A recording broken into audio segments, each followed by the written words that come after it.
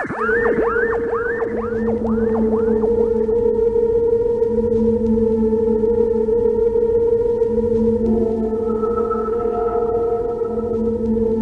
I know the supernatural is something that isn't supposed to happen, but it does happen.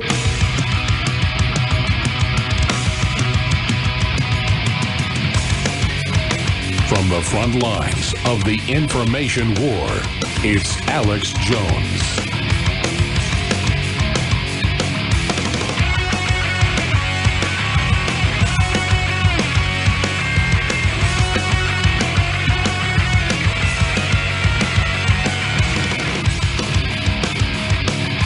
So, Obama says something truthful here in the clip, and that's that we've only had 100 people killed by terrorism since 9/11.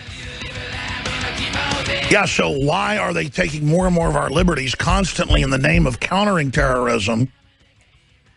And then how 15 years after 9/11 is the Wahhabist movement out of Saudi Arabia bigger and more powerful than it has ever been, and is now taking over Egypt, Libya, Syria, and parts of Iraq with our government's blessing and support? And why isn't ISIS attacking us more if they hate us so much? Because they're controlled by the West. They are directed by the West.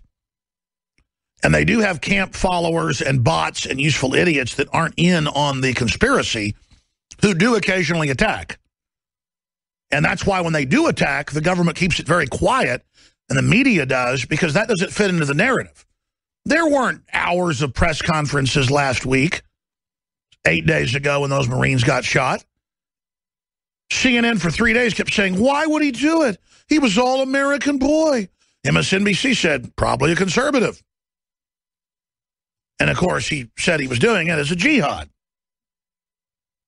And then that's seen as anti-Muslim. No, I'm not anti-Muslim in general. I'm anti-radical extremist being funded by the globalists and their camp followers attacking us, and then the media won't cover it because it doesn't fit into your narrative. So let's go back to the Obama clip where he says he's coming after those guns. Here it is. Of repeated mass killings. And, you know, if you look at the number of Americans killed since 9/11 by terrorism, it's less than 100. If you look at the number that have been killed by gun violence, it's in the tens of thousands. Dead pause. And most of them criminals being shot or criminals shooting criminals. The vast minority, people being killed by criminals with guns. And then in the aggregate overall crime rate going down with guns as gun ownership by good people and proficiency goes up. And then he sits there and acts all upset and concerned. Just he can't keep us safe. He really wants to help us. When NATO and Obama and Hillary Clinton on record funded Al-Qaeda, now known as ISIS, to kill more than 80,000 people, they estimate now, who were innocent, not even combatants in Libya. Tens of thousands upon tens of thousands, unknown numbers in Egypt, hundreds of thousands in Syria, somewhere over 350,000, hundreds of thousands in Iraq, whole families executed, gays thrown off of buildings, churches blown up, priests killed, beheaded, Alawite, non-radical Muslims, or they're really more like the Alawites or the Sufi Muslims aren't even what I'd call Muslims. They're like Jewish mystics, Babylonian mystics. It's like King Solomon stuff. It's more Masonic. Oh, they find them? They really hate them. It's a branch of the Shiites. And that's what Assad is, and that's why they really want to get him. That's why he doesn't make women wear bags on their heads or sexually mutilate them and wants women to go to college and have equal rights. So they got to be killed. Is Obama up there talking about that, how he's so concerned, the hundreds of thousands killed that he's supported? Or the Muslim Brotherhood connected to it all? No. Or groups connected to him attacking shopping malls in Nairobi, Kenya? No. It's all fake bull, and I'm just sick of it. But let me tell you what this signifies. They are coming after our guns, and they are fully capable of staging a massive false flag at a shopping mall, at a grocery store, at a public school, at a college, and killing hundreds and just showing the dead bodies and saying, see what you did, gun owners. You are guilty for this. Now, buy the guilt. Submit to us. And they attached the rebel flag to a mental patient who was on an amnesic. I predicted, I said, if he's on an amnesic, it may be staged. Sirhan Sirhan was on an amnesic. Came out in the police report, it was staged. LAPD. Just look it up. Shooting of RFK. You can't make this stuff up. And there's no telling. The theater shooting, he was on drugs, on amnesics. When they wore off, he said he was set up to the police, in lockup, told people next to him in the jail cell. Then the media came out and said, oh, actually, he was never in an area to talk to folks. But the prisoners went public and said, yeah, he was there. And he was in a DARPA classified mind control program under the top Air Force psychiatrist, one of the top ones in the country that commanded air bases before, and then became his basically handler and met with him hours and hours and hours and hours, multiple times a week. And he was getting upwards of $85,000 a year of government funding for a secret project with DARPA, with brain interface. We reported it back at the time by searching his name. It was in the Denver Post and in the LA Times a few months ago with his trial or whatever. It came out that he was part of a government brain research program. Oh, yeah, he sure was. Just like Theodore Kaczynski, the Unabomber, just type it into a search engine. Theodore Kaczynski worked for the CIA.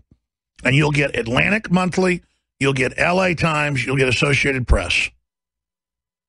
He was in the CIA MK Ultra program, not for 10 years, not for 20 years, but for close to 30 years. His family said he disappeared into CIA mind experiments. Oh, there's nothing to look at here. There's nothing to research here. Let's all just move along. CIA at Harvard. There it is. Harvard and the making of the Unabomber, Atlantic Monthly. But they just act like it's a coincidence. No, it's not. Tim McVeigh, highly decorated, goes into special ops, gets sheep dipped. So they take you and put you into a spy operation. They even had mainstream news articles about how he was sheep dipped. He said, I will not be. He wanted to set up right-wingers that were going to bomb a building. They were going to wind up the white supremacists at Elohim City, run by the Southern Poverty Law Center to do it. Terry Nichols is on record. I've talked to other folks that were on death row with McVeigh in basically phone calls that they didn't even know were going to happen to this show. You've heard it live. And the police involved, FBI and others who've exposed it. And when they said, no, we're going to go ahead with the bombing, just like Ahmad Salam, Egyptian security, said, I'm not going along with the bombing of the World Trade Center in 93. We've had him on. He's a listener. McVeigh said, I'm not going to really bomb a federal building. We wired this up to set him up. And they said, all right, buddy. And then that morning, they drugged him. And he was found on the side of the road, crawling around on the ground with no license plates, foaming at the mouth, saying, it hurts, get the chip out. There's a chip in my butt. That was in the newspapers. But it's like, oh, he was foaming at the mouth on the side of the road with the state police reported saying, I got a chip. I mean, whether he had a chip or not, I don't know what was going on. I mean, this is all cloak and dagger stuff. What I told you is what we know. And I've interviewed Jane Graham, who was one of the top people at HUD, who would walk up the back stairs, wouldn't take the elevators for exercise, and saw what she said were a lot of really good-looking, serious men. I mean, she said she was a younger woman at the time. She said these are really good-looking men. Yeah, one of them was famous German intelligence.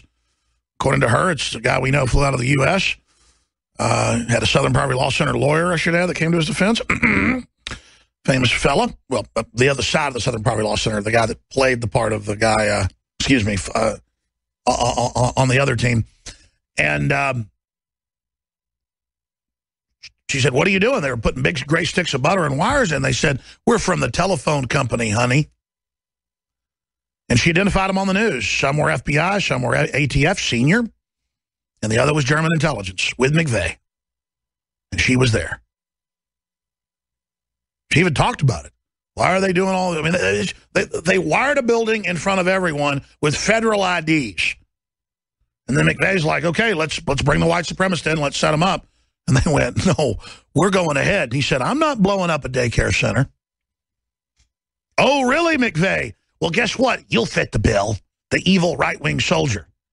And the truth is they've been casing militias all over the country, and he'd been at Waco, too, on who they were going to set up next as part of that Pentagon project. So for all the military personnel, all the special forces people who have shown up at my events, who have threatened me, this is years ago. They don't do it anymore. Guess they can't find folks that'll do it. That have tried to set us up. Just remember, and remember well, that you could be on one of these operations someday and that you could be set up. So you just remember that. You just remember when they're getting ready to blow up a federal building with a daycare in it, that you might be the one they set up, Buster. And I know you know that. You're just going to really serve the evil and hope you're not the one they pick. Because that's how we win. Machiavelli, end justifies the means. Really, what's the end? To put veterans on don't treat list and kill them and kill old people and abort babies? And bring down the country and shut down humanity? I mean, why would you want to serve this? Because you get incrementally put into it. You start running drugs. You start doing assassinations for the government, for the criminals that run it. And next you're being told, blow stuff up, be part of these operations. And the only reason we haven't seen more Oklahoma cities is we're on their butt. They know the local police departments have all seen Oklahoma City bombing cover-up films. They've seen my show. They've heard the interviews. I mean, I've been in police departments multiple times. And the police chief or the SWAT team head or whoever will get up and say, Alex, I don't need to hear all this. I know. And we'll open their cabinet up, and it'll be my videos, other people's videos, and John Birch Society literature. And they go, we know what's going on. Thank you. Have a nice day.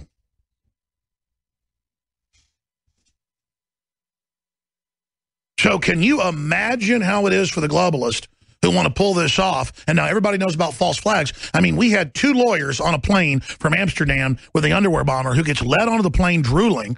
So he's looking at him with a sharp-dressed American, and they're going, he doesn't have any ID. And he flashes ID and says, you know, basically national security. They go, okay. And they let Muttalib fly.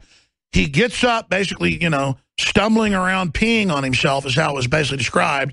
Once they're getting ready to land, and a firecracker goes off in his pants, and they announce, we're putting in body scanners next month. We just ordered them. They'd been ordered a year before when Chertoff was still at Homeland Security. He then goes, becomes the head of the company where he ordered them a year before, and himself gets $20+ million off $3 billion. The CIA puts a drugged person on the plane with a firecracker in their pants, and so we all now get to have our genitals grabbed. Do you know how much it scares them? That they know our people are everywhere watching everything? And later, it came out in Congress. Haskell's questions, he and his wife's points were brought up, and the head, the deputy head of transportation, Mr. Kennedy, said, yes, it's true, an unnamed agency told us to let him on the plane. I'm going to say that again. An unnamed agency told us to let him get on the plane. I didn't mean to go off on a whole jag about false flags. It's just that we don't know what they're going to pull next. But Obama had a certainty in his eye. Criminals always tell you what they're going to do. And he said, I'm coming for the guns in my last 18 months. And let me tell you, I can feel it in my gut. I can see it. And that might be the false flag, that when they come for the guns, people will start shooting back. And then the whole Civil War kicks off. And this is just a disaster.